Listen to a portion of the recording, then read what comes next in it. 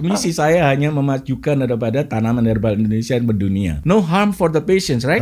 Untuk dokter demikian, farmasi juga demikian. Belum ada satupun obat herbal yang masuk dalam formularium CKN. Industri kimiawi itu tidak mempunyai kemajuan dalam hal kimia dasarnya. Jadi yang namanya Pfizer dan lain-lain itu dimulai dengan fraksi-fraksi ini yang diambil dari tanaman. Contohnya metformin ya, itu kan dari tanaman juga itu. Jadi kita belum bisa memprediksi nih. Saya dalam bidang kanker aja ya. Yang untuk breast cancer kan cuma BRCA 1-2 saja, yang lainnya tidak mempunyai sifat predictive value.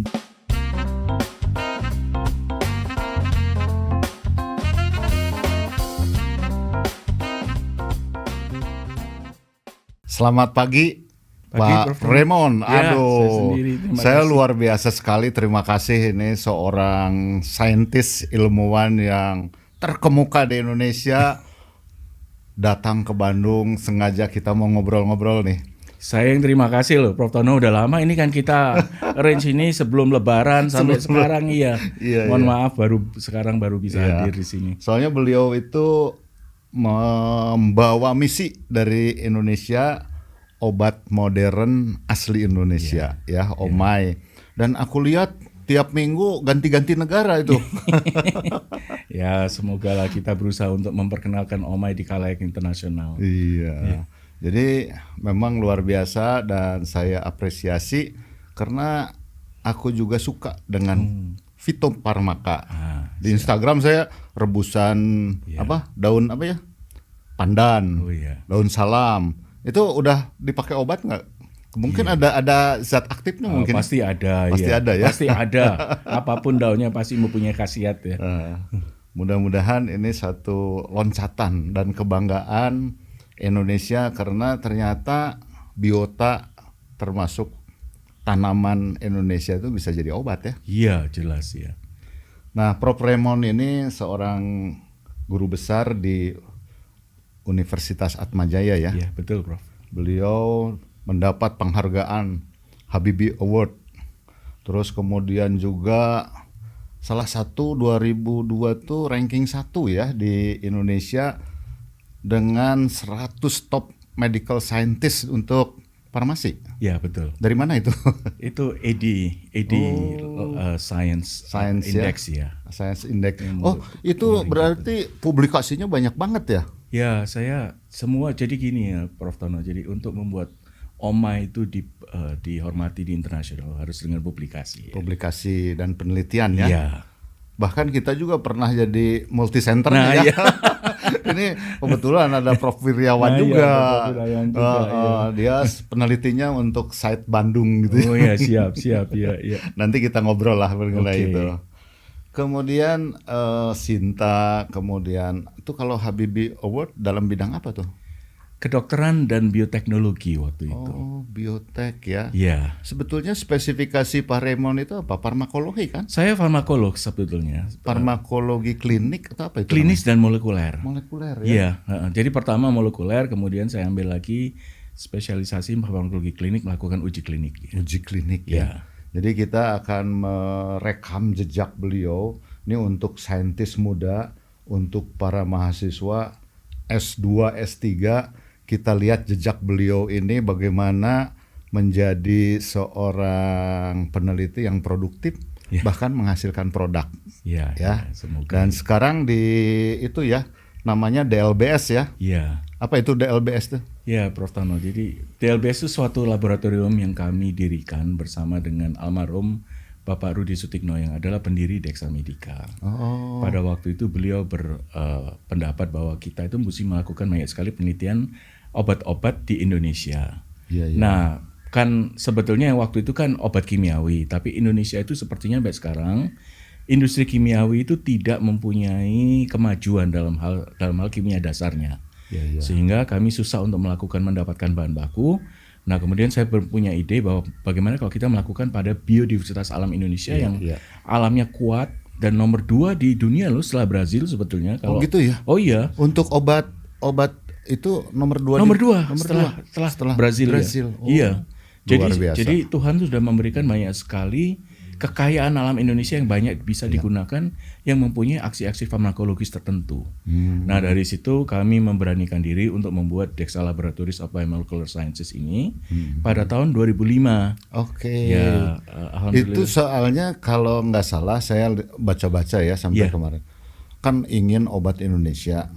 Obat Indonesia itu kebanyakan diambil bahan bakunya dari luar ya. Ya, kalau yang kimiawi kita tidak punya struktur bahan baku yang kuat di Indonesia ini.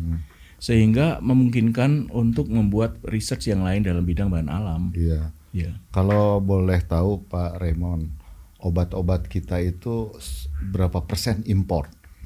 95% masih impor. 95%? Ya, luar biasa. Masih 95%. Berarti ini tantangan betul ya buat kita ya? Itulah, makanya itu kami juga berusaha untuk meyakinkan pemerintah mengapa obat modern asli Indonesia berbahan baku dari bahan alam Indonesia itu juga tidak dipakai dalam jaminan kesehatan nasional.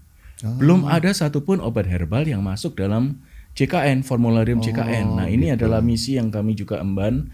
Ya tentunya perlu banyak bantuan dari klinisi seperti Prof. Tono ini ya, supaya pemerintah itu juga aware bahwa kalau kita membiarkan importasi 95% bahan baku dari luar negeri, sedangkan industri dalam negerinya itu masih belum memadai untuk membuat bahan baku sendiri, mengapa tidak menggunakan bahan baku yang berasal dari biodiversitas alam Indonesia? Iya. Itu. Ya, biota kita tuh sangat kaya.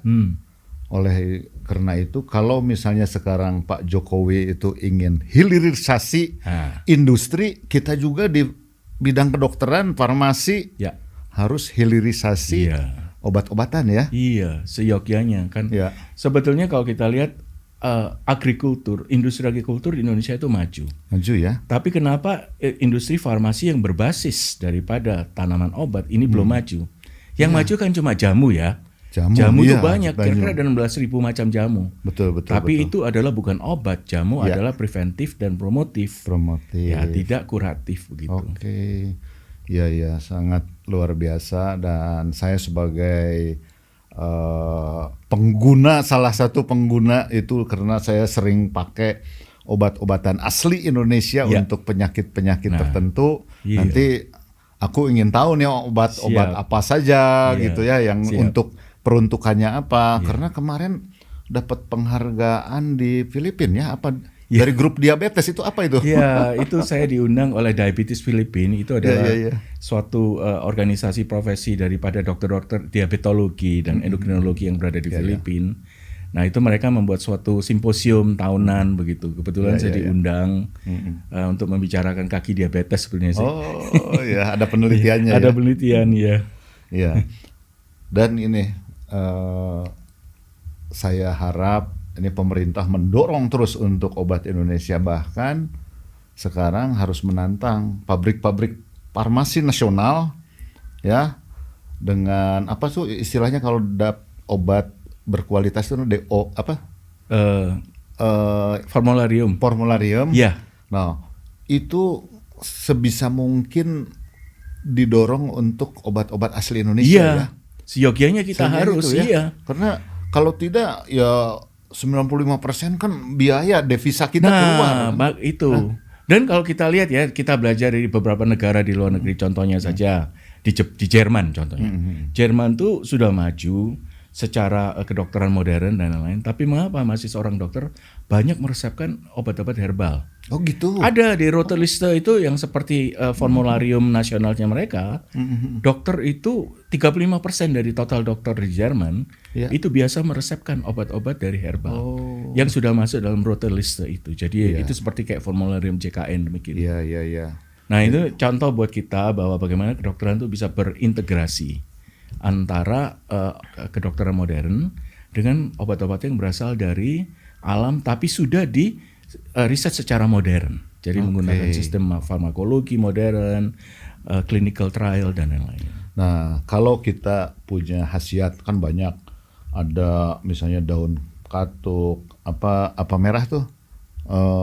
Jahe merah. Terus kemudian apa yang untuk tipe 2 tuh apa? Diabetes tipe 2, cinnamon burmani. Cinnamon ya. Iya. Apa itu ke bahasa awamnya apa? Kayu manis. Kayu manis. Nah, itu saya kayu manis.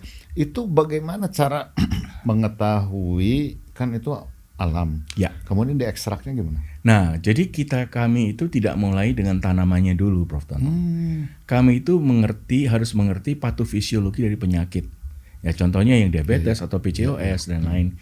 Kami melihat apa yang problem secara molekuler di dalam tubuh seorang pasien. Iya. Jadi kalau misalnya diabetes tipe 2, masalah adalah transporter glukosa yang tidak baik sehingga glukosa itu tetap ada di dalam darah. Betul. Dia tidak membuka atau jumlah GLUT4-nya atau glukosa transporternya itu dikurang yang berfungsi. Jadi kita resisten insulin ya. Jadinya resisten insulin lama-lama. Okay. Sehingga kalau kita mau tahu gen-gen itu dan protein itu, baru kita menapis ya, men-screening tanaman apa yang cocok dengan ini. Jadi kalau misalnya buku-buku jamu yang kuno-kuno yang Prof. Tono tahu ya, ada cabai puyang warisan nenek moyang, itu buku yang banyak digunakan. Banyak yang lain ya. Kalau kita ke Gramedia, ke toko buku itu banyak yang lain. Tapi kami tidak mulai dari situ. Kami mulai dengan gen dan protein yang bermasalah dengan patofisiologi. Nah, dengan demikian kita membuat berbagai macam ekstrak dan fraksi, turunan dari ekstrak itu namanya fraksi. Nah, itu jadi dari tanaman itu diekstrak ya namanya. Kemudian ada zat aktif gitu ya. Nah, difraksionasi baru kami menemukan zat aktif. Oke. Jadi intinya apa yang ditulis di buku-buku kuno belum tentu cocok kalau kita melakukan penapisan secara molekuler modern. Iya. Berarti kalau gitu ekstraknya itu mula-mula dicoba pada binatang dulu. Iya. Jadi fasenya sama penelitian? Sama. Jadi kalau sudah menemukan fraksi yang cocok dari ekstrak tertentu, baru kami lakukan di in vivo sekarang, di hewan coba. Jadi T1-nya ya. Iya. Nah, kalau hasilnya baik, baru kami bawa ke uji klinis ya. Uji klinis ya. Selain dari toksikologi ya, karena kan ini masih masalah keamanan ya. Jadi kami harus melakukan toksikologi akut, kronis, teratogenisitas ya, kami takut ya untuk di pasien hamil. Kemudian genotoksisitas. Oke, berarti di mencit pertamanya atau di mana? Mencit bisa, tikus bisa. Tikus bisa. Ya, atau marmut. Marmut. Ya. Itu satu mamalia ya. Iya. Itu yang tiga ini yang biasa dilakukan pengetesan obat. Jadi DLBS itu pabriknya atau laboratoriumnya di mana itu? Cikarang, Prof. Cikarang. Ya, di Cikarang. Kami mempunyai 150 saintis di sana, terdiri dari beberapa ya, bukan hanya ada dokternya juga, ada dokter hewan, farmasis pastinya, chemist, biochemist ya, kemudian ada lagi macam-macam di situ. Jadi teknik kimia kami bekerja bersama-sama. Nah, kalau karena saya sering melihat ada di TV, ada di berita, di berita online dapat penghargaan, Prof. Raymond bahkan kemarin kedua atau ketiga ya. Oh iya, yang itu, apa itu? Ada scientific juga, tapi pengeringkat yang terakhir untuk farmasi yang kemarin. Farmasi ya, baru beberapa minggu lalu ya. Iya, 3 minggu lalu. 3 minggu lalu ya. Saya lihat dapat penghargaan luar biasa, berarti udah panjang nih penghargaannya. Dan tapi bukan untuk dikoleksi loh, Prof. Misi saya hanya memajukan daripada tanaman herbal Indonesia yang mendunia. Ya, luar biasa. Jadi ini tantangan untuk dunia farmasi kita, para teknolog farmasi dari ITB, dari di mana aja, Unpad juga ada kan? Ya, ada. Apa namanya, fakultas farmasi? Ada. Saya banyak bekerja sama dengan Unpad Farmasi, Prof. Kerry. Nah, Prof. Kerry ya. Kerry Lestari Dandan. Tapi aku lihat mula-mulanya dari Jember, itu orang Jember bukan? Ya, saya asli Jember ya. Saya lahir di Jember, saya gede di Jember, baru balik ke Jakarta itu baru SMA. Universitasnya di mana? Saya di Amerika, Bro. Amerika. Iya, saya dari SMA. California ya. Saya dulu belajar mengenai sel fisiologi. Iya. Jadi baru di sana jurusannya apa kalau waktu ngambil waktu mahasiswanya itu? S1-nya? Mahasiswa S1 itu sel fisiologi. Sel fisiologi. Iya. Nah, terus kemudian kan saya ngambil di Universitas California Riverside itu master di bidang biokimia. Biokimia. Ya. Jadi memang ahli biokimia ya? Iya, ahli biokimia. Ya. S3-nya juga biokimia dan biologi molekuler ya. Dan aku lihat di CV-nya postdoc-nya banyak loh. Postdoc-nya di mana? Ada UC San Francisco itu di bidang farmakologi. Department Medicine waktu itu. Nah, pulang ke Indonesia kapan? Kenapa pulang ke Indonesia? Iya, tahun 2000. Jadi tahun 99 saya udah tahu saya akan mau pulang ke Asia tadinya, belum kepikir Indonesia. Nah, bentar. Iya. Dari mahasiswa sampai mau pulang tuh berapa tahun di Amerika? Saya masuk ke Amerika tahun 93. Pulangnya tahun 2000. Tahun 2000 berarti 17 tahun saya. 17 tahun. Iya, saya udah sekolah, saya juga udah kerja, saya udah ngajar juga di sana. Luar biasa. Iya. Saya pulang tadinya itu nggak ke Indonesia, ke Asia begitu. Ya, aku ya ingin gitu ya pemerintah, apalagi sekarang banyak beasiswa ya. Iya. Nah, orang-orang pinter yang sudah mapan di sana tuh baliklah ke sini. Iya, harusnya demikian. Harusnya demikian, mengembangkan Indonesia ya. Betul, betul. Dan itu sekarang regulasinya mungkin dipermudah ya. Sepertinya akan dikasih duit kewarganegaraan. Nah, itu kemarin baru minggu lalu aku baca tuh. Iya, Pak Luhut ya sebagai Kemenko Marves mempunyai wacana untuk memberikan duit kewarganegaraan terhadap diaspora Indonesia yang berada di luar negeri. Diaspora itu ya, memang kita harus undang ahli-ahli diaspora kita ke sini dan ini harus berpartner ya, jangan jadi saingan. Iya, harusnya berpartner. Termasuk dokter loh. Termasuk dokter. Aduh, terima kasih luar biasa sekali. Tapi saya masih banyak nih yang mau saya tanyakan. Oh, siap ya, siap Prof Tono. Jadi kalau tadi sudah di LA, California kan ya? Iya. Terus kemudian juga postdoc-nya di sana. San Francisco ya. San Francisco ya, San Francisco ya. Itu kota yang indah ya di sana. Dulu ya, sekarang kelihatannya udah banyak gitu, berubah. Homeless ya. Oh iya benar. Sejak COVID itu ya. Udah hilang citranya ya. Tapi ada pelangi di sana ya. Iya. Banyak itu. Banyak pelangi yang naik ke kotanya ke atas tuh apa namanya? Yang ngelihat kota. Iya di atas ya, Twin Tower ya. Twin Tower ya. Nah, itu luar biasa. Penelitian Pak Raymond itu publikasinya udah lebih dari berapa tuh? Ada 200? Ya hampir 200 ya. Aku lihat di atas, pernah lihat di atas 150 itu. Iya, hampir. Makanya di Sinta jadi best ya. Sinta itu luar biasa. Di ini juga di kalau Scopus Index juga. Iya. Saya lupa terakhir mungkin 38 ya di Scopus Index. Iya. Nah, Pak Raymond, sekarang saya kembali lagi kepada DLBS itu ya. Siap.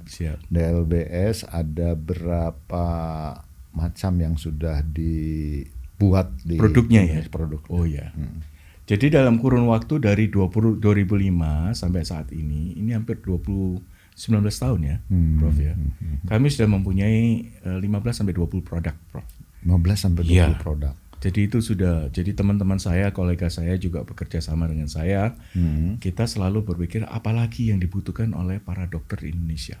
Nah, dengan demikian maka kami mendapatkan ide nih banyak ya kayak seperti Prof Tono ini kasih ide bagaimana kita ngembangin ini dan lain-lain gitu. Iya. Jadi ya alhamdulillah ada 20 produk lah sekarang. 20 produk ya.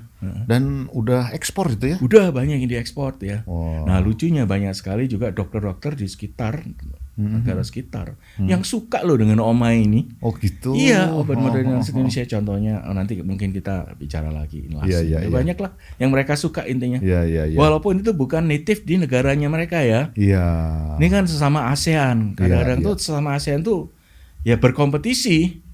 Kalau kamu bisa bawa dari Indonesia kok, aku dari Filipina, dari Kamboja, dari Vietnam, kok enggak punya gitu. Oh gitu. Iya. Kalau di Asia Tenggara ini Phytopharmaka kita nomor berapa? Nomor 1. Nomor 1? Iya. Nomor 1. Luar biasa. Iya, kita nomor 1 karena mereka juga mengakui bahwa di tempat mereka tidak ada yang melakukan penelitian seperti yang kita lakukan di Indonesia. Ini saya mau tanya ya, boleh dijawab, boleh tidak ya? Siap. DLBS itu di farmasi lain ada nggak? Ya semacam inilah Phytopharmaka. Kalau untuk Phytopharmaka nggak ada, Prof. Nggak ada ya? Nggak ada. Ya. Berarti cuman Dexa saja ya, saya sebut saja karena DLBS itu apa sih? Dexa Laboratories of Biomolecular Sciences. Ya. Luar Setahu biasa. kami cuman ada yang seperti ini di Singapura, satu. Satu ya. Ya, heeh. Berarti kita menguasai fitofarmaka di ASEAN ya. Ya, Kalau Asia kan ada ginseng dan lain sebagainya. banyak. Kalau di Asia itu kan Jepang punya kampo tradisi. Oh.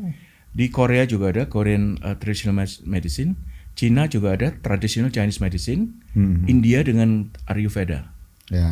Nah, kalau di dunia itu dua yang besar. Satu TCM dari Cina, yang satunya India Ayurveda. Ayurveda. Tapi kami bertekad untuk menjadi nomor 3 dari Indonesia. Aku baca ada dari Spanyol juga ada.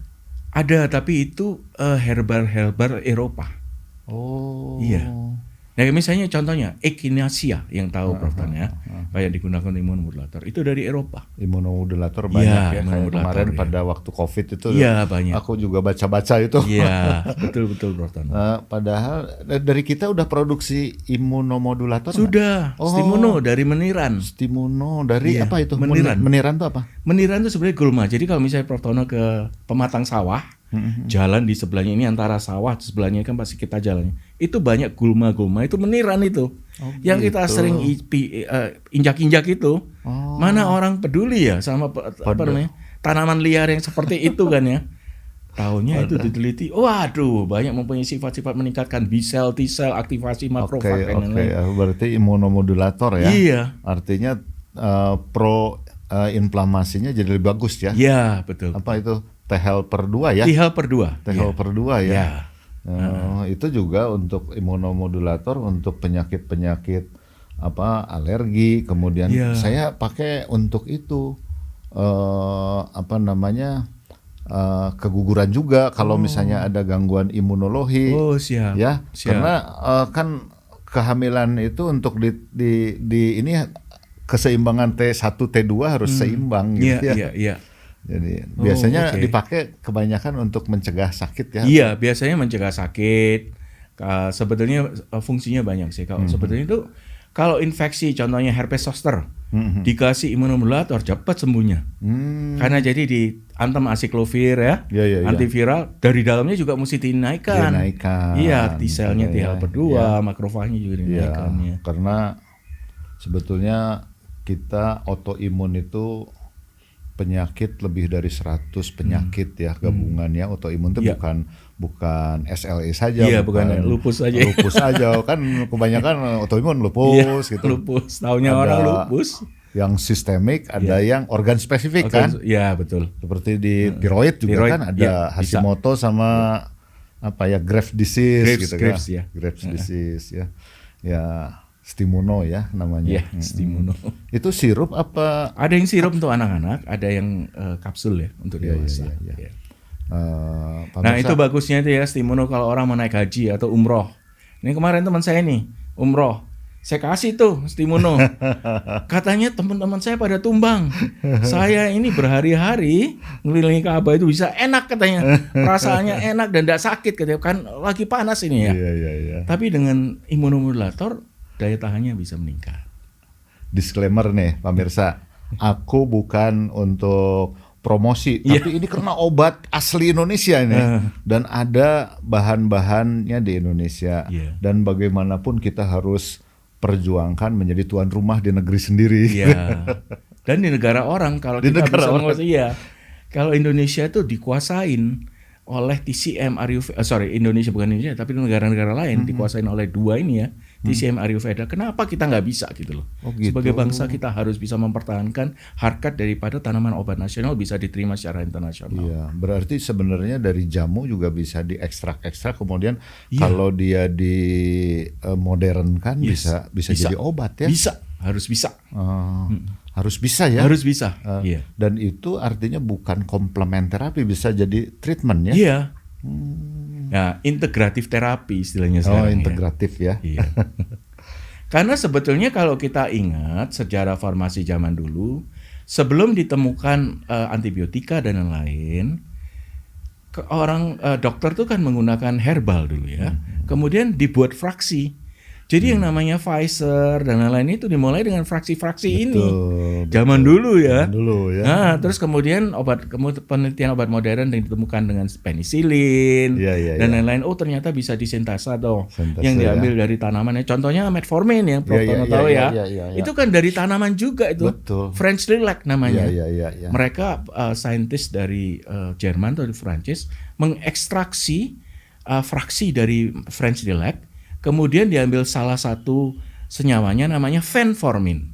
Nah, fenformin ini banyak diresepkan tahun 1950-an. Iya. Kemudian mereka buat derivatnya yang baru namanya metformin. Ya, sampai sekarang sampai sekarang ya. Iya. Itu obat utama untuk diabetes ya. Iya. Dan tapi ada juga kalau nggak salah DLBS juga ada untuk gula. Ya, ada. Ya. Itu namanya Inlasin ya. Saya sebut karena ini memang produksi Indonesia. Iya. Ya, saya sebut kalau produksi asing saya nggak akan sebut nih. Oke, siap. Makanya disclaimer tadi saya berani pertanggungjawabkan karena ini untuk kita mendorong. Iya. Dan saya juga pakai gitu ya. Nah, cuman menurut aku tuh kalau nggak salah ya ini kalau dia metformin tuh di reseptor insulinnya tuh di sini di dinding, kalau ini di pipi argama ya. Betul. Ya. Nah, apa bedanya tuh? Jadi bedanya gini ya. Jadi dulu waktu saya bekerja di GlaxoSmithKline di Amerika, saya tuh mengembangkan obat namanya Avandia. Ingat Prof ya. Waktu itu isinya adalah rosiglitazone.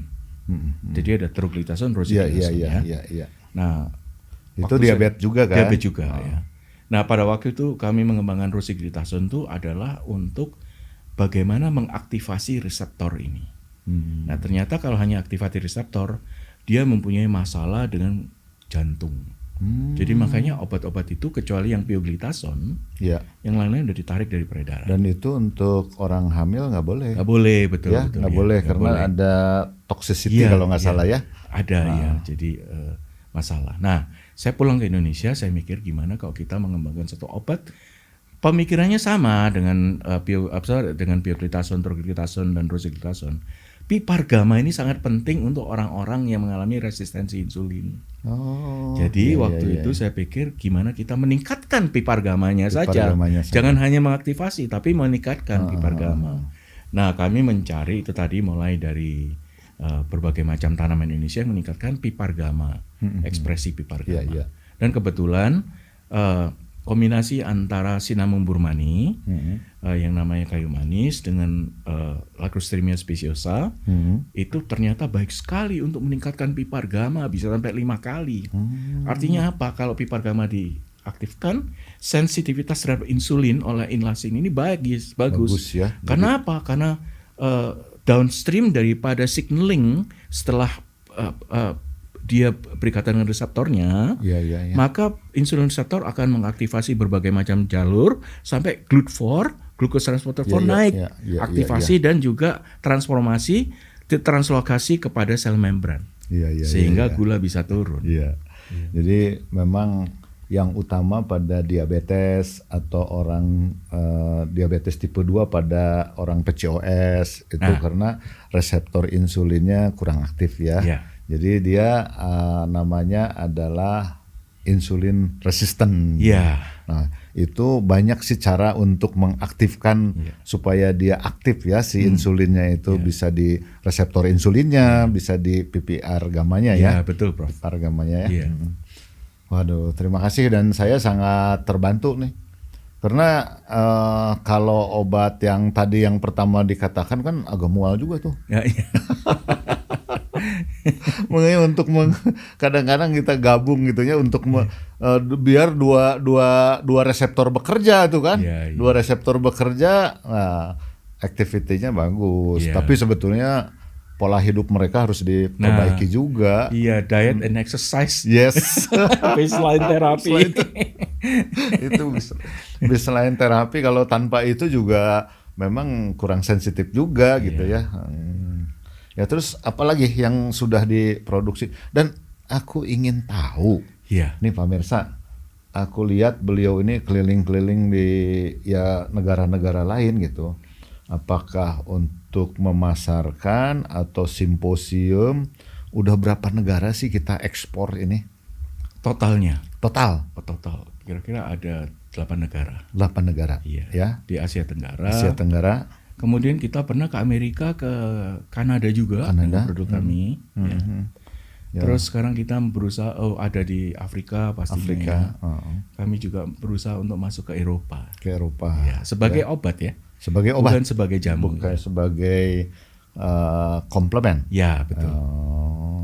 Walaupun ada beberapa negara ini sedikit tentang marketing, ada juga yang orang-orang itu karena mungkin mereka sudah terbiasa menggunakan beli obat herbal di misalnya yang padanan dengan Century Guardian farmasi mereka, itu ada dilewatkan OTC. OTC ya? Jadi bisa, ya, karena mereka udah terbiasa. Ya.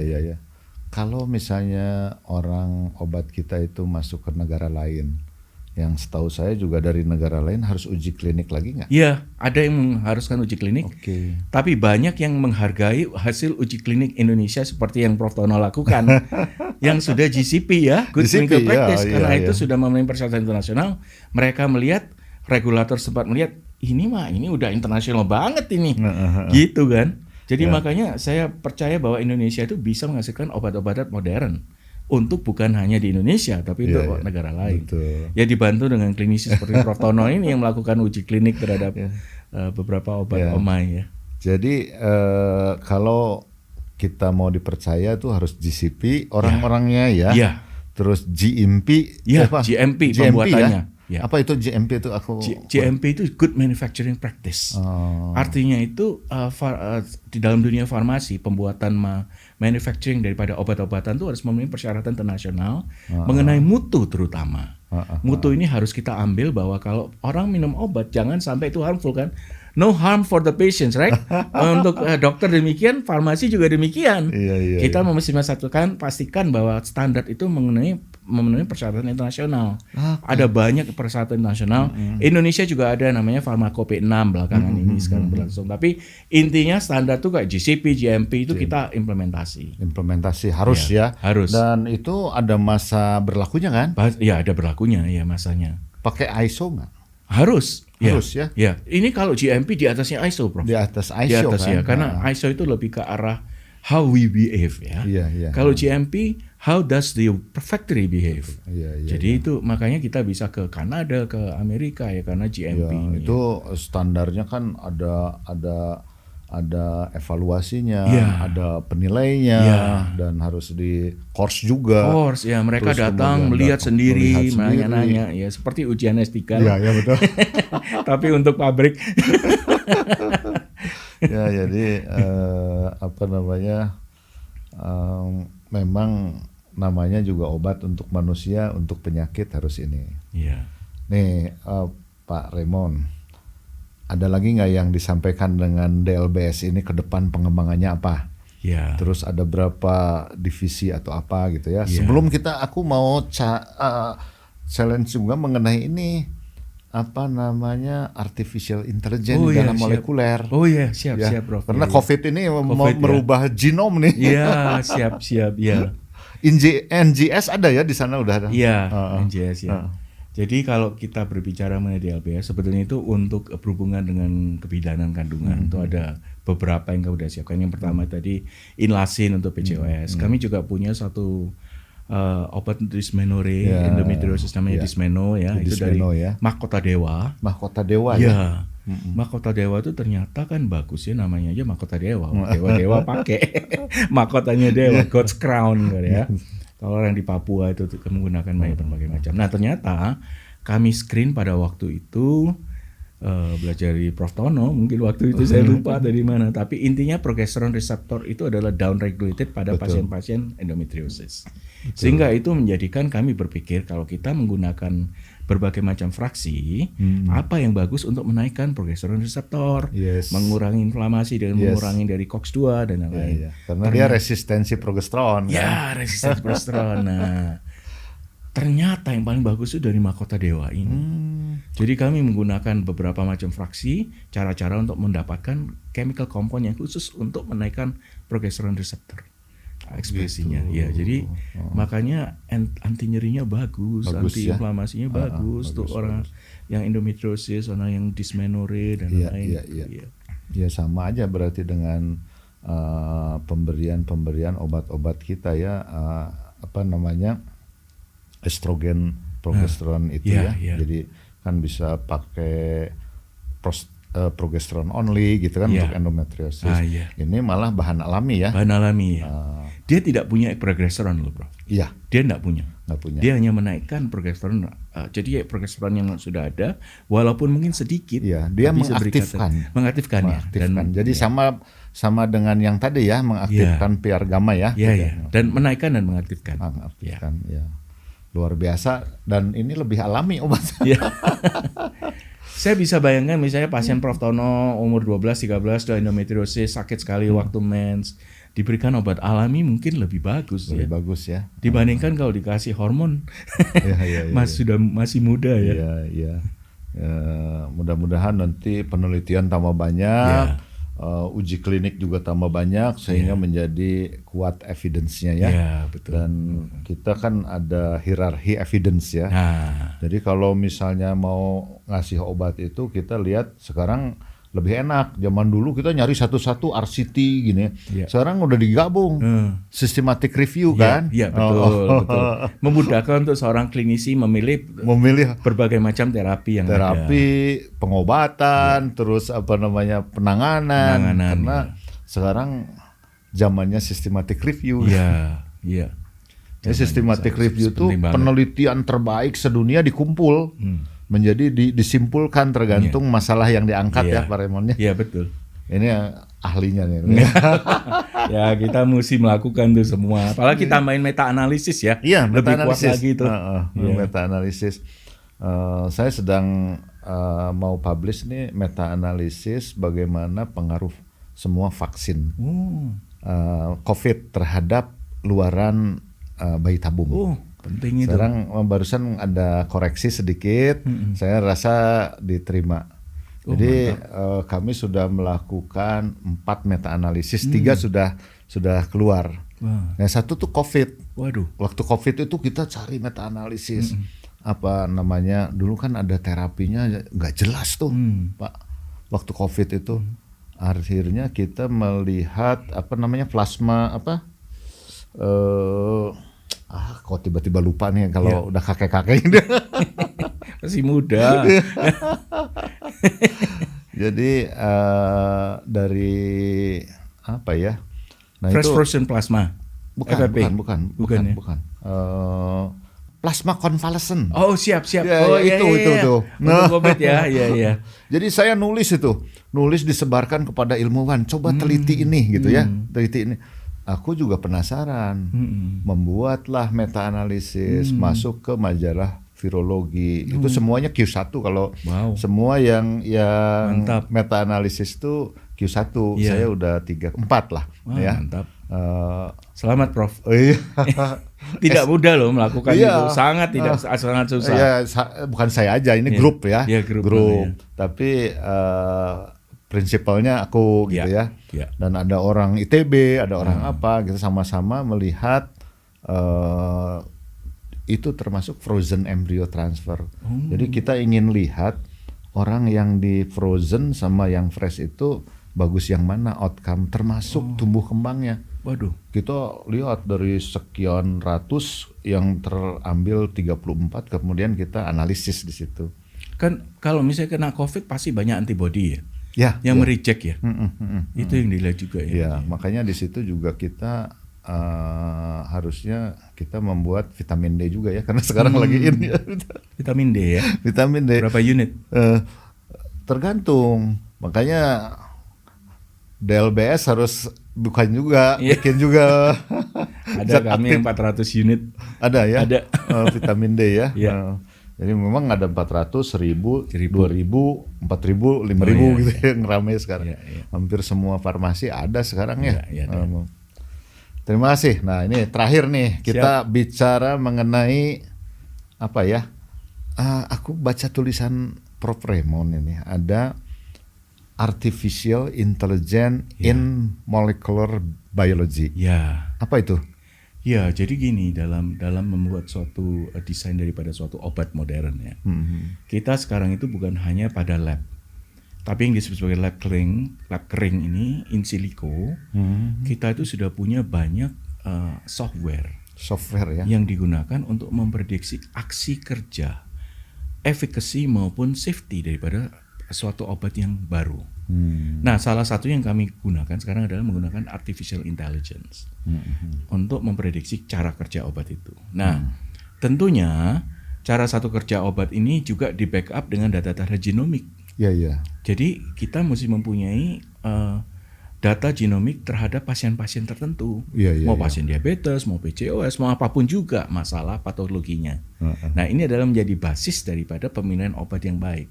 Iya. Nah, kami itu punya suatu sistem namanya network farmakologi sekarang. Jadi kalau misalnya kita seorang pasien minum obat, kan pasti diurai metabolisme lewat P450, kemudian metabolitnya itu akan masuk ke dalam darah. Nah, itu kami lihat metabolit apa saja yang ada di dalam darah.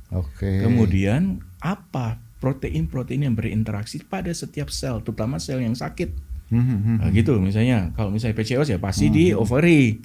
Itu bisa dilihat secara artificial intelligence. Kira-kira sebelum kita mengembangkan ini masuk uji klinik, apa yang terjadi di dalam ovarium itu. Nah, ini tujuan daripada penggunaan artificial intelligence supaya menggunakan sistem network farmakologi melihat interaksi antara protein satu dengan lain. Ujung-ujungnya adalah perbaikan jaringan itu sendiri kan. Dengan adanya perubahan daripada. Dan lebih spesifik mungkin ya. Iya.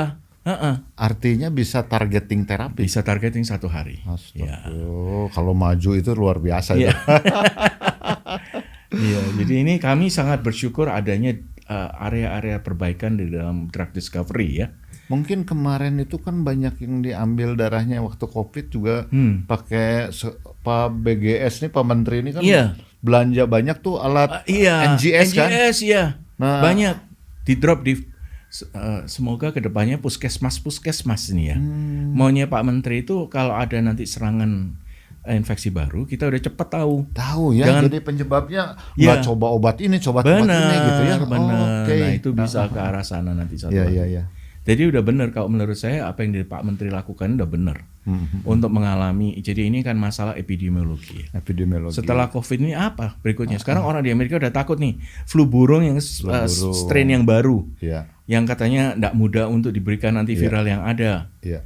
Kalau masuk ke Indonesia apa yang kita lakukan? Kita juga banyak masalah TBC. Nah, TBC ya Mas. Itu harusnya kita mempunyai genomnya, kemudian dia lebih spesifik. Terapinya orang ini berapa, yang berat badan berapa, lebih targeting terapi ya. Iya, siap, betul itu Prof ya. Jadi TBC, chikungunya masih banyak.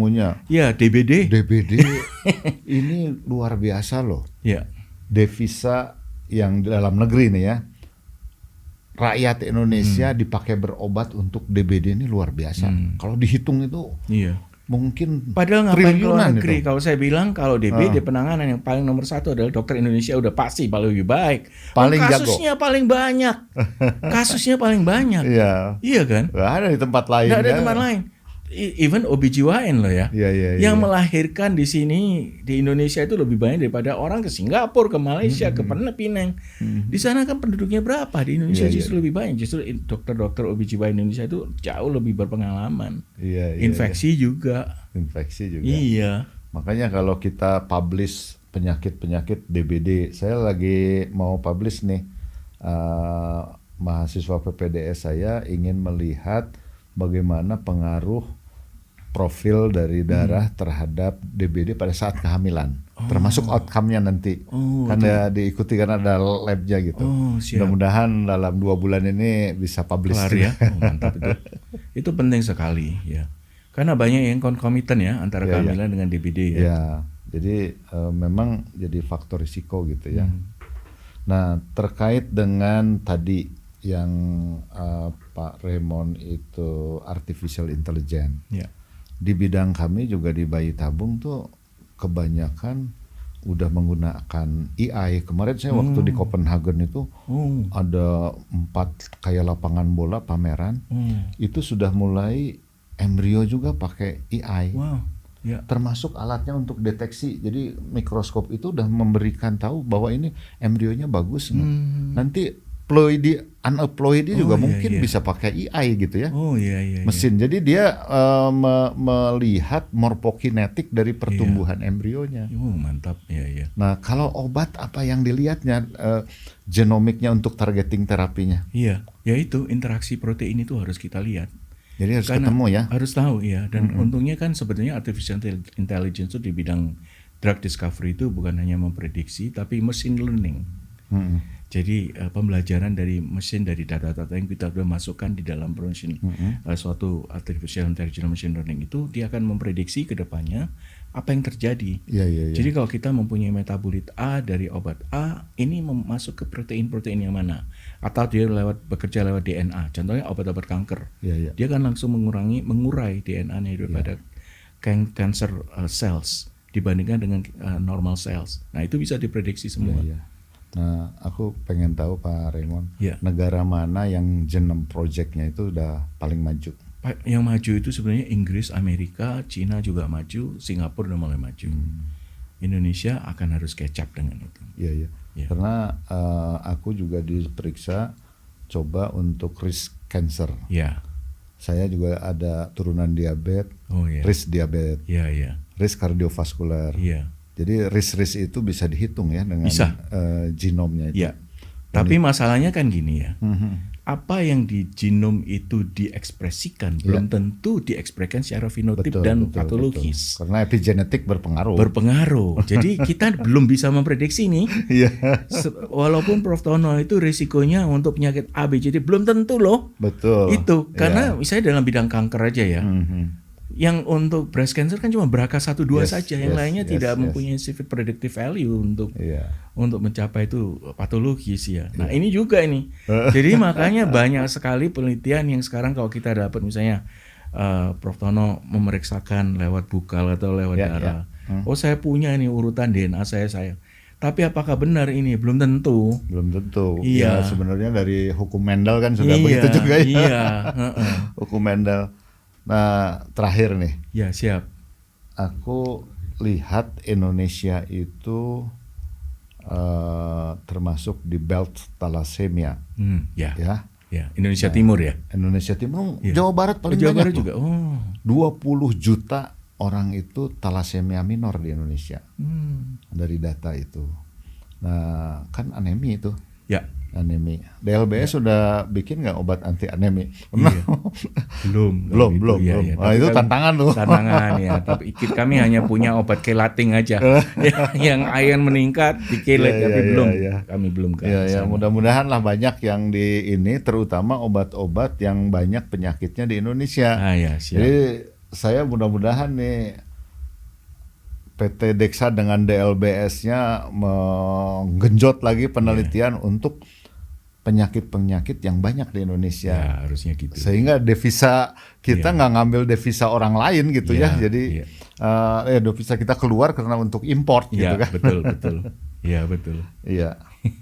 Oke. Siap. Closing statement nih. Apa pesan? Ada 2 nih. Pertama untuk komunitas farmakologi, saintis, biokemis. Siap. Yang kedua untuk pengembangan obat. Yang ketiga apa harapannya untuk saintis-saintis muda kita? Siap ya. Terima kasih ya. Jadi kalau menurut saya para saintis Indonesia itu mestinya berbesar hati. Karena kita itu diberkahi oleh Tuhan tuh berbagai macam kekayaan alam, tumbuhan, hewan yang bisa kita ambil saripatinya, terutama metabolit, protein dan lain-lain untuk membuat obat-obatan di Indonesia. Dalam hal ini pemerintah harus juga menghargai hasil daripada farmakologi Indonesia agar dimasukkan di dalam formularium nasional JKN supaya para dokter, para klinisi bisa menggunakan nih obat-obat yang para farmakolog ini temukan gitu ya. Jadi berbangga hati nih ditemukan di Indonesia, digunakan oleh para dokter Indonesia. Tentunya sudah dilakukan uji klinik pada pasien Indonesia oleh dokter Indonesia juga. Ya. Kemudian kalau untuk pemerintah yaitu kami harapkan bahwa pemerintah juga mau menggunakan ini di dalam formularium vaskes dimanapun para dokter bekerja, sehingga tidak hanya menjadi suatu penelitian, tidak hanya menjadi suatu paten, tapi benar-benar secara praktis digunakan oleh para dokter dan klinisi di Indonesia. Saya rasa itu, Prof. Ya. Terima kasih Pak Raymond. Saya terima kasih banget. Dan akhirnya saya juga disclaimer, ini bukan suatu promosi atau apapun untuk ada etika di kita, tapi saya sangat mendukung produksi obat asli Indonesia. Siap. Dan meningkat ya, dari mulai jamu yang kita suka pakai, saya bahkan rebusan yang tiap hari Senin, Kamis, Sabtu tuh, sirih merah, daun salam itu. Ya, saya walau baca sih ada fraksi-fraksi aktifnya, dan kita juga banyak untuk menopause loh itu. Oh iya betul. Fitoestrogen kan? Fitoestrogen di kacang-kacangan dan lain sebagainya. Mudah-mudahan dikembangkan oleh para pabrik farmasi di Indonesia sehingga obat asli Indonesia ini makin banyak dipakai, menjadi tuan rumah di tempat sendiri dan menjadi modern. Akhirnya diekspor ke luar negeri mendapatkan devisa yang lebih banyak. Sehingga Indonesia Emas tahun 45 itu betul-betul terjadi. Ya, benar, itu harus terjadi. Beberapa tahun lagi. Terima kasih Pak Raymond. Terima kasih ya. Luar biasa. Senang sekali ketemu hari ini.